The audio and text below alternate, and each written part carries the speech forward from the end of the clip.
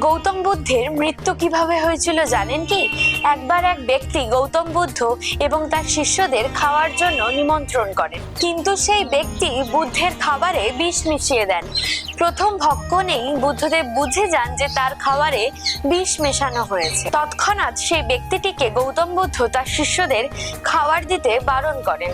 এরপরই তিনি বুঝতে পারেন তার সময় শেষ হয়ে আসছে, তার শরীর ক্রমশ খারাপের দিকে এগোচ্ছে এবং শেষকালে তিনি মাটিতে শুয়ে পড়েন। এই সময় তার শিষ্যরা তার শেষ কথা শুনতে তার সামনে এসে উপস্থিত হন। বুদ্ধদেব তার এক হাত দিয়ে মাথা ঠেকিয়ে একটি আসনে শায়িত হন। এই রূপটি এখন তার মহাপরিনির্বাণ নামে পরিচিত।